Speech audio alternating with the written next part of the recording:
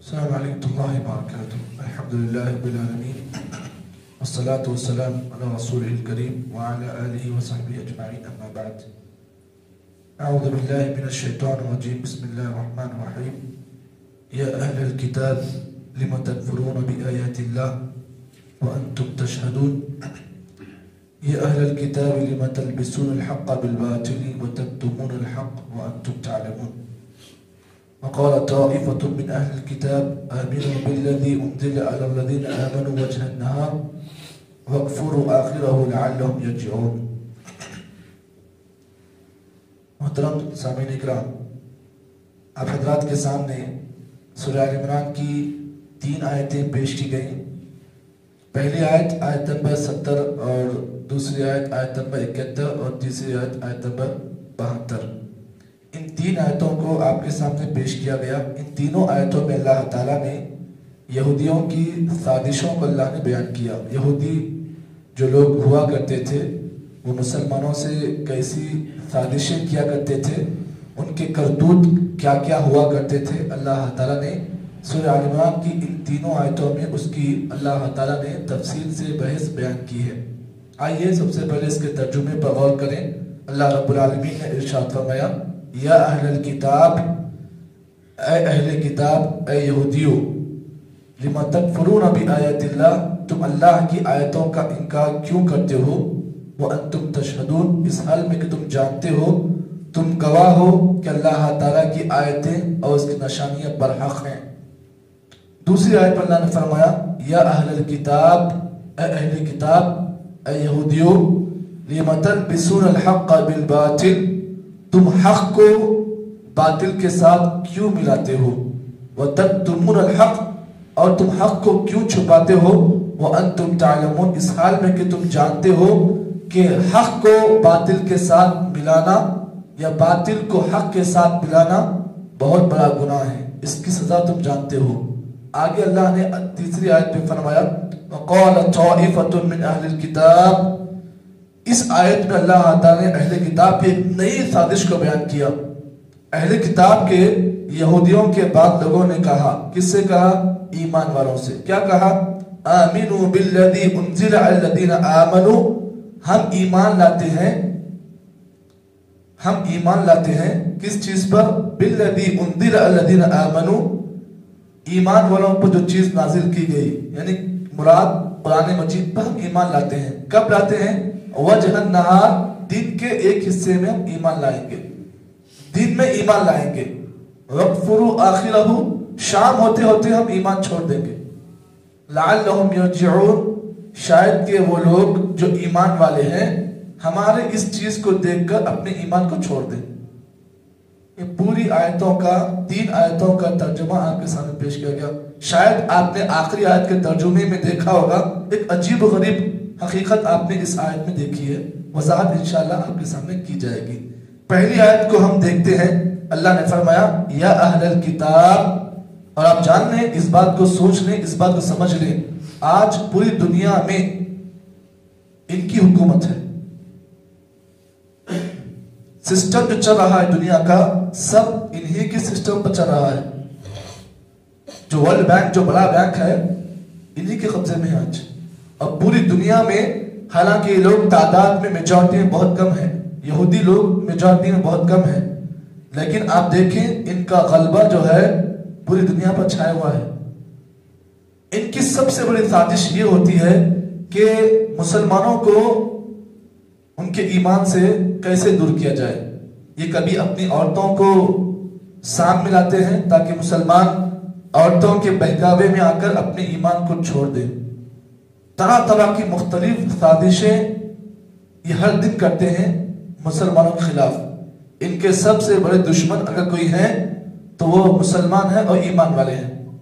تو اللہ رب العالمین نے خصوصاً ہم کو اور آپ کو اپنے دشمن کی پہچاننے کا اللہ تعالیٰ نے حکم دیا ہے. دیکھو تمہارا دشمن کیسا ہے، اس کی سازشیں کیا ہیں.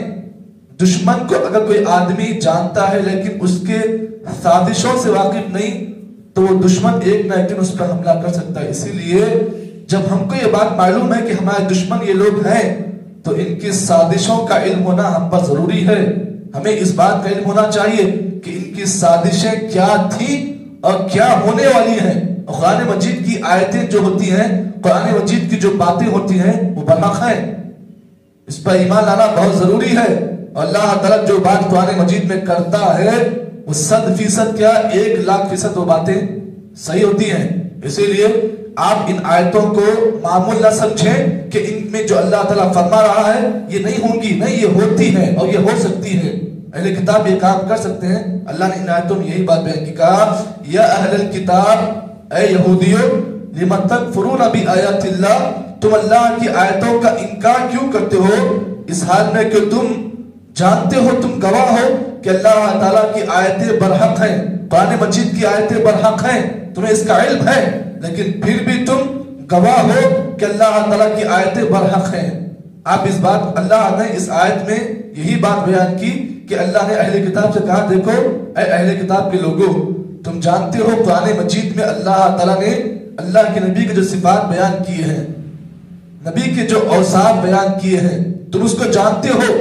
اس آیت میں مراد اہل کتاب کو اللہ نے یہ بات بیان کی کہ جو نبی ہے محمد صلی اللہ علیہ وسلم، اللہ نے جن کے اوصاف قرآن مجید نے بیان کیے ہیں، تم ان کو جانتے ہو کہ نبی کیسے ہیں، لیکن تم اس نبی کا انکار کیوں کرتے ہو بھائی؟ جبکہ اللہ نے اس کے اوصاف بیان کیے، وہ نبی کیسا ہوگا، ہاں اس کی کوالٹیز کیا ہیں. اللہ تعالیٰ نے قرآن مجید کی آیتوں میں نبی کی کوالٹیز کو اللہ نے چن چن کر اللہ نے بیان کیا، لیکن پھر بھی تم اس کو جانتے ہو کہ نبی برحق ہے، لیکن پھر بھی تم اپنی زبانوں سے اس نبی کا انکار کرتے ہو. یہ غلط بات ہے. یہ پہلی آیت میں اللہ تعالیٰ یہ بتانا چاہ رہا ہے. دوسری آیت میں اللہ نے کہا یا اہل الکتاب لم تلبسون الحق بالباطل، اے اہل کتاب کے لوگوں، تم حق بات کو باطل میں ملا کر کیوں پیش کرتے ہو، وتکتمون الحق، اور تم حق کو چھپاتے ہو اس حال میں کہ تم اس کے انجام کو جانتے ہو. اس آیت میں اللہ رب العالمین بتانا یہ چاہ رہے ہیں کہ اہل کتاب کی ایک سازش یہ بھی تھی، ان کا ایک جرم یہ بھی تھا کہ وہ حق کو باطل کے ساتھ ملا کر پیش کرتے. دیکھو، ایک ہے حق، ایک ہے باطل. حق اور باطل، اگر کوئی آدمی حق کو باطل سے کے ساتھ جوڑتا ہے، یہ سمجھ جائیے کہ وہ مسلمان نہیں ہے بلکہ اس کے اندر یہودیت آ گئی ہے. آج ہمارے پاس بھی کئی ایسے لوگ ہیں. دیکھو، قرآن مجید کی آیت ہوتی ہے، آیت بالکل واضح ہوتی ہے، اس کا حکم بالکل واضح ہوتا ہے، لیکن وہ لوگ کیا کرتے ہیں، اپنے مسلک یا اپنے فقہ کو لا کر یہاں گھساتے ہیں. کہتے ہیں ہاں قرآن مجید کی آیت میں یہ بات ہے نا بھائی، ہمارے فقہ میں یہ بول رہے. اب بتائیے کس کو مانے، قرآن مجید کی آیت کو مانے، فقہ کو مانے؟ اور جو آیتیں ان کے فقہ سے ٹکراتی ہیں اس کا انکار کرتے ہیں. جو آیتیں ان کے فقہ میں جو جڑتی ہیں اس کو مانتے ہیں، اور جو آیتیں ان کے فقہ سے کٹ جاتی ہیں، نہیں ملتی ہیں، اب ان آیتوں کا انکار کرتے ہیں، سرے سے انکار کرتے ہیں. ہمارے مسلمانوں کا ایک بہت بڑا فرقہ اس میں مبتلا ہے. تو اللہ نے کہا یا اہل الکتاب لم تلبسون الحق بالباطل، اے اہل کتاب کے لوگوں، تم حق کو باطل کے ساتھ کیوں ملاتے ہو. ایک دیکھو، ایک مثال دیکھو، ایک گلاس پانی ہے، ایک گلاس شراب ہے. ایک گلاس پانی ہے، ایک گلاس شراب ہے. اگر کوئی آدمی پانی کے ساتھ شراب کو ملا دے تو پھر کیا وہ پانی پاک ہے؟ اب نہیں، گندا ہے. کیوں؟ اس لیے کہ اس میں شراب ملایا گیا. ٹھیک اسی طریقے سے قرآن مجید کی جو آیتیں ہیں وہ پانی کی طرح صاف ہے. اگر کوئی آدمی اس میں کوئی چیز اگر گھساتا ہے یا اس میں کوئی چیز لاتا ہے یا پھر اپنے مسلک کی بات کو اس میں جوڑتا ہے، یوں سمجھ جائیے کہ وہ اس پانی میں ملاوٹ کرنے کا کام کر رہا ہے. آپ جانتے ہیں ملاوٹ والا پانی آدمی کے لیے نقصان دہ ہوتا ہے، طبیعت اس کو پسند نہیں کرتی ہے. تو اللہ نے کہا یا اہل الکتاب لما تلبسون الحق بالباطل، اے اہل کتاب کے لوگوں، تم حق کو باطل کے ساتھ مت ملاؤ.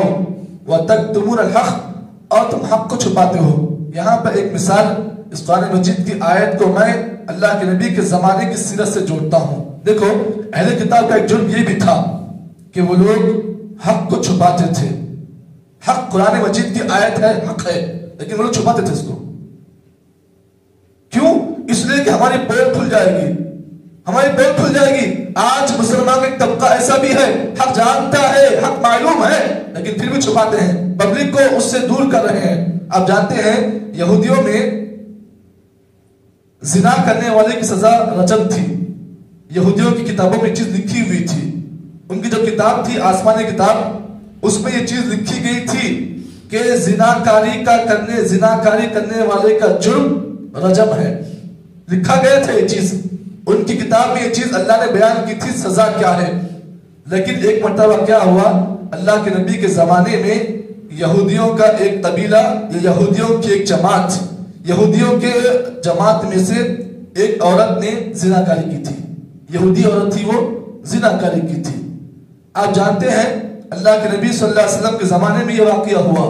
یہودیوں میں سے ایک عورت نے زناکاری کی اور یہودیوں نے کیا کیا، اس عورت کو گدھے پر بٹھایا، اس کا منہ کالا کیا. اس زمانے میں زناکاری کا جرم یہ تھا، سزا یہ تھی کہ اگر کوئی آدمی یہودیوں میں زناکاری کرتا تو لوگ کیا کرتے، حکم کچھ اور تھا، ان کی کتاب میں حکم کچھ اور تھا. یہ لوگ کیا کرتے، اس آدمی کو گدھے پہ بٹھاتے، اس کا منہ کالا کرتے اور بازار میں لے کے گول پھرتے.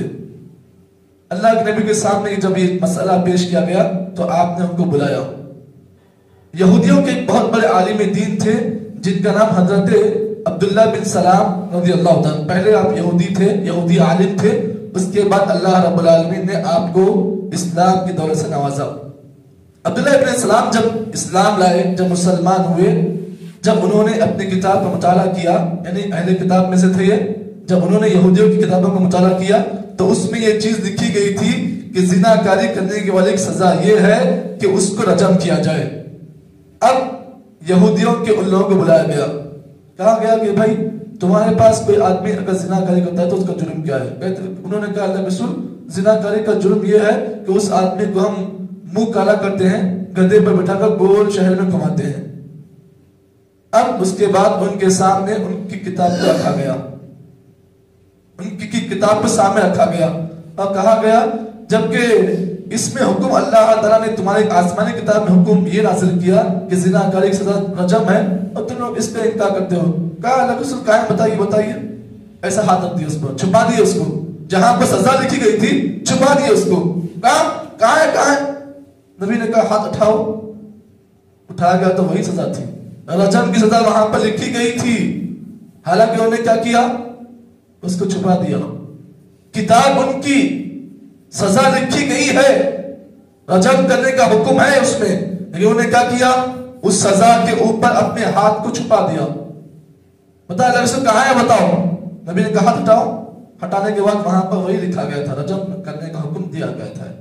پتا یہ چلا کہ اگر کوئی آدمی آج بھی ایسی حرکت کرتا ہے، ایسی حماقت کرتا ہے، یہ بات وہ جان لے کہ اس کے اندر یہودیت کی ایک علامت پائی گئی. یہودیوں کا ایک جرم یہ تھا، ان کا ایک گناہ یہ تھا کہ وہ لوگ حق کو چھپاتے تھے. اور اللہ رب العالمین نے فرمایا وَآمِنُوا بِمَا أَنزَلْتُ مُصَدِّقًا لِمَا مَعَكُمْ وَلَا تَكُونُوا أَوَّلَ كَافِرٍ بِهِ وَلَا تَشْتَرُوا بِآيَاتِ ثَمَنًا قَلِيلًا وَإِيَّايَ فَاتَّقُونِ وَلَا تَلْبِسُوا الْحَقَّ بِالْبَاطِلِ وَتَكْتُمُوا الْحَقَّ وَأَنْتُمْ تَعْلَمُونَ.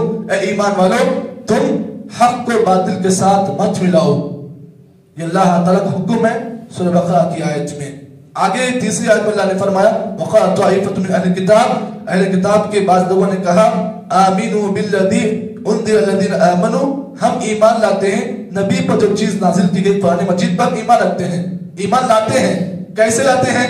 وجہ النہار، دن میں ہم ایمان لاتے ہیں، دن میں ہم ایمان لائیں گے، لیکن جیسے ہی شام ہو گئی ہم ایمان چھوڑ دیں گے. صبح ایمان لائیں گے قرآن مجید پر، جیسے ہی شام ہو گئی ایمان کو ہم چھوڑ دیں گے. سازش کیا تھی؟ لعلہم یرجعون، تاکہ ہماری حرکت دیکھ کر جو لوگ ابھی اسلام لائے نا، ہماری حرکت دیکھ کر وہ لوگ یہ جان لیں، سمجھ لیں کہ شاید یہ اسلام سچا دین نہیں، شاید یہ اسلام چھوٹا مذہب ہے، اسی لیے لوگ اس مذہب کو چھوڑ کر دوسرا مذہب اختیار کر رہے ہیں. اللہ اکبر. پتہ یہ چلا ایسی طریقے کی حرکتیں اور سازشیں یہودی لوگ مسلمانوں کے ساتھ کیا کرتے تھے. آگے کی آیتوں میں اللہ تعالیٰ نے اس کی اور بحث بیان کی ہے. اللہ رب العالمین سے دعا ہے کہ اللہ تعالیٰ ہم مجھ کو اور آپ کو اللہ اور اس کے رسول کے مطابق عمل کرنے کی توفیق عطا فرمائے. سبحان اللہ بحمدہ سبحانک اللہم بحمدک نشہد ان لا الہ الا انت نستغفرک و نتوب الیک.